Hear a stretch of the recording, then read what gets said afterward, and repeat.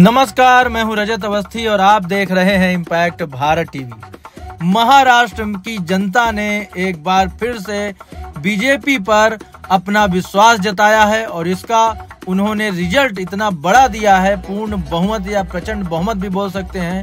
कुछ लोग तो कह रहे हैं कि मोदी और योगी मैजिक जो है महाराष्ट्र में पूरी तरह चल गया है, लेकिन सच्चाई ये है कि महाराष्ट्र में एक बार फिर से भारतीय जनता पार्टी और उसके सहयोगियों की सरकार बनने जा रही है।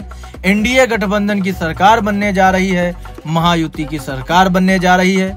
जो विपक्ष में थे, जिनके बड़े बड़े दावे थे, वो सारे दावे धरे के धरे रह गए और एग्जिट पोल इस बार सही साबित हुआ है। हमने इम्पैक्ट भारत टीवी पर आपको एग्जिट पोल में बताया था, वो उससे आगे जाकर के बीजेपी ने अपना बेहतरीन प्रदर्शन इस बार किया है। उस एग्जिट पोल से आगे निकल करके उन्होंने बढ़िया प्रदर्शन करते हुए जीत हासिल की है।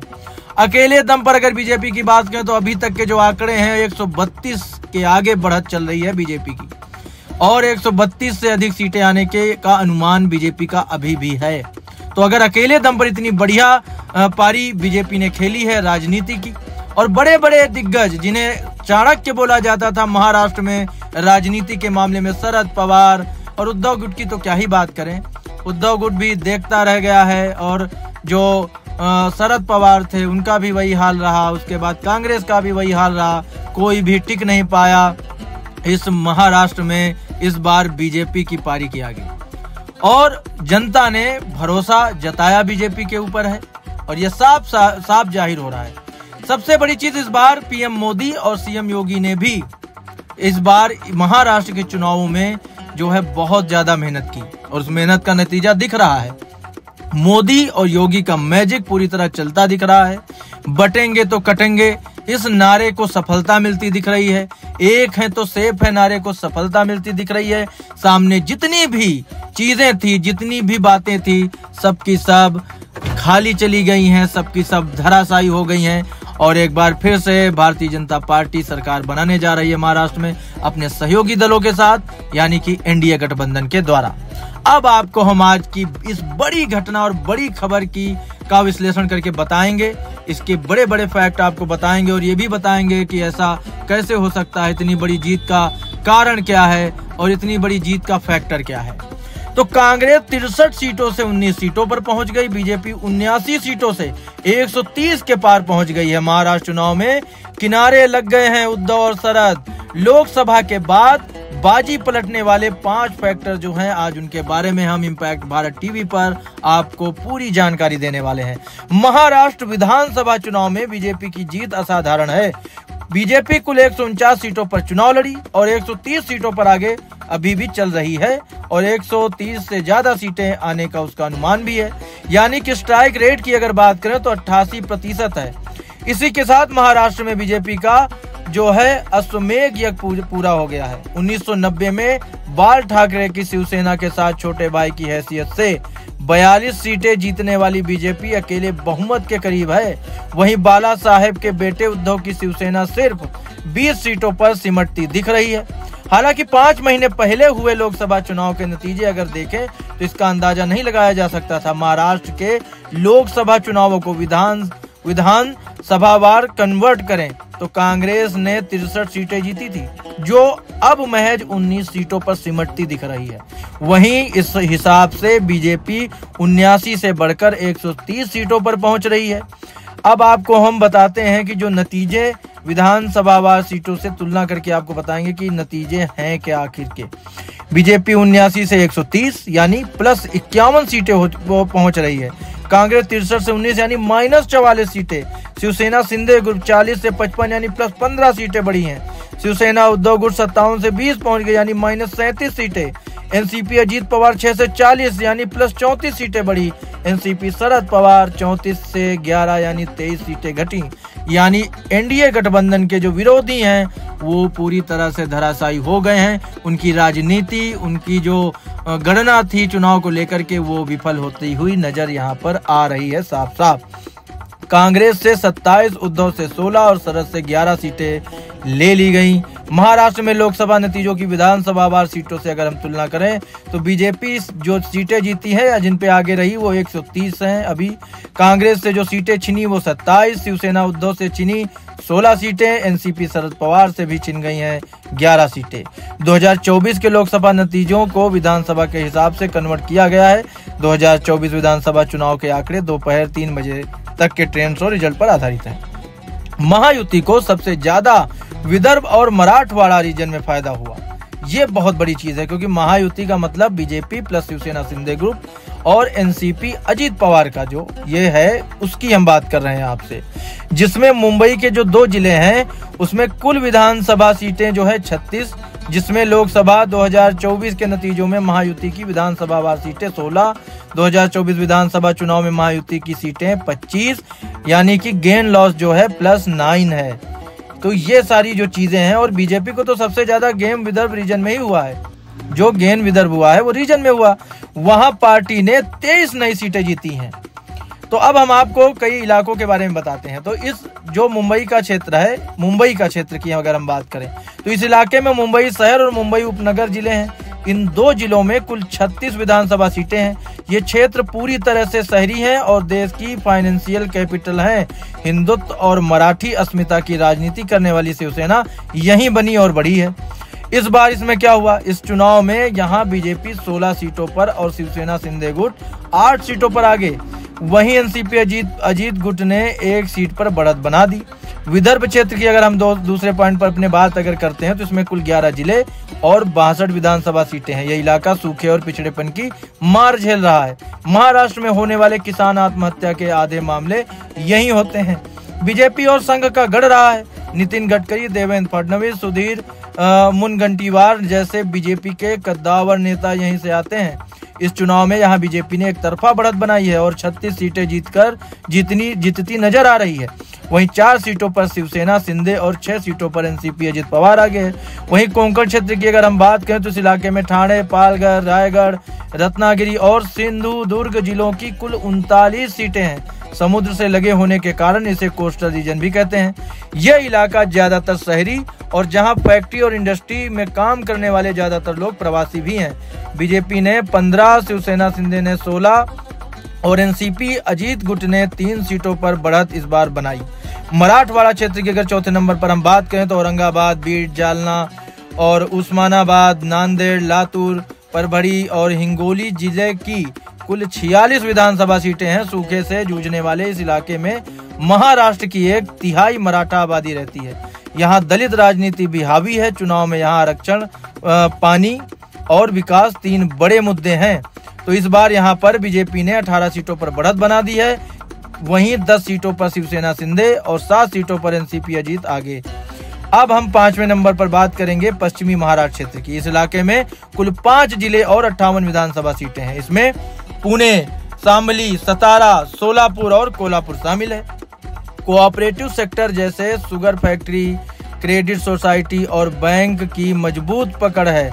आर्थिक तौर पर उन्नत पश्चिमी महाराष्ट्र में ऑटोमोबाइल और आईटी इंडस्ट्री भी है। पवार परिवार की पकड़ मजबूत यहाँ है और ज्यादातर विधायक एनसीपी के ही जीतते हैं। यहाँ पर बीजेपी ने इस बार 24 सीटों पर बढ़त बनाई है। वहीं 7 सीटों पर शिवसेना शिंदे गुट और 11 सीटों पर एनसीपी अजीत आगे रहे। 6ठे नंबर पर हम बात करते हैं उत्तरी महाराष्ट्र क्षेत्र की। इस इलाके में अहमदनगर, धुले, जलगांव, नंदुरबार और नासिक जिले हैं। इन 5 जिलों में कुल 47 विधानसभा सीटें हैं।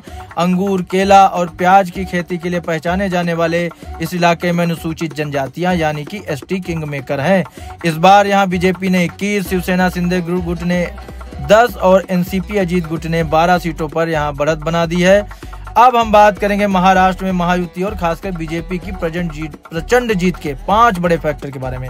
तो पहला, माझी लड़की बहन योजना के कारण महायुति को मिला महिलाओं का वोट। ये बात बहुत बोली जा रही है। अब इसी की पूरी आपको जानकारी हम पहले देते हैं। महायुति की शिंदे सरकार ने जून 2024 में माझी लाडकी बहन योजना शुरू की। इस योजना के तहत लगभग 2.5 लाख रुपए से कम सालाना कमाई वाले परिवार की महिलाओं को हर महीने 1500 रुपए दिए जा रहे हैं। जुलाई से अक्टूबर तक 2.34 करोड़ महिलाओं को इसका फायदा मिला, जो राज्य की कुल महिला वोटर्स का लगभग आधा है। चुनाव के दौरान सीएम एकनाथ शिंदे ने वादा किया, अगर महायुति सत्ता में आती है तो योजना के तहत हर महीने 2100 रुपए दिए जाएंगे। कई लोगों ने इसे भी सराहा है। और इलेक्शन एक्सपर्ट अमिताभ जो है वो कहते हैं कि महायुति को उम्मीद थी कि लाडकी बहन योजना से महिलाओं का वोट हासिल करने में मदद मिलेगी। ऐसी ही योजना मध्य प्रदेश में बीजेपी के लिए कारगर साबित हुई, जहां कांग्रेस जीतती दिख रही थी। महिला वोटर्स चुनाव में किंग मेकर का रोल निभा रही हैं। पॉलिटिकल एक्सपर्ट सुधीर महाजन ने भी बताया कि मध्य प्रदेश की लाडली बहन योजना को कॉपी कर महायुति ने महाराष्ट्र में लाडकी बहन योजना लॉन्च की। इसमें टाइम टू टाइम महिलाओं को पैसा मिला। इस योजना से महिला वोटर्स महायुति की ओर लामबंद हुई। दूसरी अगर फैक्टर की बात करें, जमीन पर जो संघ उतर गया, बैठकें करी, बीजेपी के लिए वोट मांगे, ये भी बड़ा फैक्टर रहा। तो लोकसभा चुनाव के दौरान कई ऐसी खबरें चली कि बीजेपी और संघ के रिश्ते बिगड़ रहे हैं। नतीजों में बीजेपी 240 सीटों पर सिमट गई। इस नतीजे को संघ बीजेपी के बिगड़ते हुए संबंधों से जोड़कर देखा गया। इसके बाद हरियाणा चुनाव में संघ जमीन पर उतरा और बीजेपी ने 48 सीटों पर जीत हासिल करके हैट्रिक मार दी। महाराष्ट्र में भी बीजेपी के लिए वोट मांगने के लिए संघ जमीन पर उतर गया था। सीनियर जर्नलिस्ट की अगर हम बात करें तो उन्होंने संदीप सोनवलकर कहते हैं कि इस चुनाव में संघ पूरी तरह से जमीन पर उतरा। लोकसभा चुनाव में बीजेपी का जो वोटर वोट देने नहीं निकला, उसे संघ ने बूथ तक पहुंचाया। संघ ने करीब 60,000 कार्यकर्ता ग्राउंड पर उतारे। लगभग 12,000 छोटी बड़ी बैठकें की। सोसाइटियों के अंदर भी संघ के कार्यकर्ताओं ने अपनी कुर्सी टेबल लगाई। संघ ने उन सीट पर भी फोकस किया जहां बीजेपी का जीतना तय था। संघ जिस साइलेंट वर्कर की भूमिका के लिए जाना जाता है, वो इस चुनाव में देखने को मिली है। संघ ने बीजेपी के लिए इस तरह से वोट मांगे जो नतीजों में साफ दिख रहे हैं। तीसरा फैक्टर, एमवीए लोगों को समझाने में पिछड़ी। लोकसभा चुनाव में कांग्रेस के नेतृत्व वाले इंडिया अलायंस के संविधान और आरक्षण को मुद्दा बनाया, जो उनके फायदे में रहा। बीजेपी 240 में सिमट गई और कांग्रेस ने बढ़त के साथ 99 सीटें जीती। लेकिन महाराष्ट्र में कांग्रेस का अलायंस नैरेटिव बनाने में पिछड़ता दिखा। वहीं चुनाव की शुरुआत में कांग्रेस ने संविधान को मुद्दा बनाने की कोशिश की थी, लेकिन ये मुद्दा विधानसभा चुनाव में उस तरह से नहीं चला जैसा लोकसभा चुनाव में चला था। दरअसल कांग्रेस को ये समझना चाहिए कि एक मुद्दा एक ही चुनाव में चलता है। हालांकि सोयाबीन, कपास, किसानों और महंगाई का मुद्दा उठाया, इसका फायदा विदर्भ और अन्य कुछ सीटों पर भी मिला है। लोकसभा चुनाव के दौरान महाविकास आघाड़ी ने जो पकड़ बनाई थी, वो इस चुनाव में ढीली पड़ गई। एमवीए ना तो कोई नैरेटिव खड़ा किया और ना ही कोई मुद्दा उठाया। पूरे चुनाव उन्होंने गद्दारी का नारा लगाया। चौथा फैक्टर, मराठा की बजाय छोटी छोटी जातियों को बीजेपी ने साध लिया। इस चुनाव में बीजेपी ने जातिगत समीकरण साधने की पूरी कोशिश की। बीजेपी ने प्याज के निर्यात पर शुल्क घटाने को लेकर बंजारा विरासत म्यूजियम बनाने तक के दांव चले। गोपीनाथ मुंडे और प्रमोद महाजन के दौर में बनाया गया बीजेपी का माधव फार्मूला इस चुनाव में जिंदा किया। बीजेपी के माधव में माली और धनगर और बंजारी समुदाय आते हैं। ये तीनों ही समुदाय ओबीसी कैटेगरी में आते हैं। बीजेपी ने इस चुनाव में मराठा से इतर ओबीसी को साधने की कोशिश की। वहीं बीजेपी ने हरियाणा की तर्ज पर महाराष्ट्र में भी छोटी छोटी जातियों को साधा। जैसे बीजेपी ने विदर्भ में तेली कैंडिडेट को चुनावी मैदान में उतारा, वहां तेली समाज करीब 6% है। बीजेपी कुनबी, कोमटी, हल्बा जैसी छोटी जातियों को साधने में कामयाब रही। इसके अलावा दलित वोट भी एकजुट होकर किसी एक और नहीं पड़ा, जिसका फायदा बीजेपी को मिला। अब मराठा आंदोलन खत्म हो गया है और मनोज जरांगे पाटिल एक्सपोज हो गया। ओबीसी में एकजुटता बढ़ी है। 2019 में दलित और मुस्लिम वोट एक और पड़ा था, वैसा इस बार नहीं हुआ।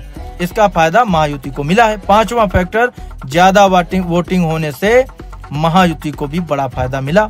2019 के विधानसभा चुनाव में 61.1% वोटिंग हुई थी, जो इस बार बढ़ी है। इस बार के विधानसभा चुनाव में करीब 66% वोटिंग हुई। एक्सपर्ट्स मानते हैं कि वोटिंग को बढ़ाने के लिए बीजेपी समेत महायुति अलायंस ने काफी जोर लगाया है। ज्यादा वोटिंग होने का फायदा महायुति को बिल्कुल हुआ है। बीजेपी, शिवसेना, शिंदे और एनसीपी अजीत ने सामूहिक प्रयास कर वोटिंग परसेंटेज बढ़ाया, जिसका फायदा उन्हें मिला। लोकसभा चुनाव के दौरान महायुति को केवल 1.5% वोट के अंतर से शिकस्त मिली थी। इस अंतर को महायुति ने पाटा और ज्यादा वोट हासिल किए हैं। तो ये बड़ी खबर है आज की। महाराष्ट्र की 288 विधानसभा सीटों पर सुबह 8 बजे से हम लगातार लाइव इम्पैक्ट भारत टीवी पर आपको आंकड़े दिखा रहे थे, और ये जो आंकड़े हैं वो साफ कर देते हैं कि इस समय महाराष्ट्र में फिर से एक बार बीजेपी की सरकार बनने जा रही है। अब यहाँ सबसे बड़ी चीज देखने वाली ये होगी कि जो सबसे ज्यादा सीटें वो भारतीय जनता पार्टी ने जीती हैं। सीएम किसका होता है ये वो बीजेपी की तरफ से हमेशा सभी पार्टियों की ओर से जो उनकी सहयोगी हैं बोला जा रहा है कि सभी लोग मिलकर इसका फैसला करेंगे, जो कि देखने वाली चीज होगी कि इस बार महाराष्ट्र में कौन मुख्यमंत्री की कुर्सी पर बैठेगा। लेकिन तय हो गया है कि अगर सभी मिल करके एक विचारधारा के साथ चुनाव लड़ते हैं तो इसका फायदा होता है। प्रचंड बहुमत पा चुकी है भारतीय जनता पार्टी के अपने सहयोगी के साथ, यानी कि एनडीए अलायंस ने प्रचंड बहुमत पा लिया है। महाराष्ट्र में फिर एक बार सरकार बनने जा रही है भारतीय जनता पार्टी की उसके सहयोगी दलों के साथ, यानी कि एनडीए गठबंधन की। तो आज की ये बड़ी खबर थी, और इस बड़ी खबर का ये पूरा विश्लेषण मैंने आपको करके बताया है। तो अब अभी की खबर यहीं तक। अब हमारी मुलाकात आपसे होगी जल्द एक और बड़ी खबर और अपडेट के साथ। तब तक आप देखते रहिए इम्पैक्ट भारत टीवी।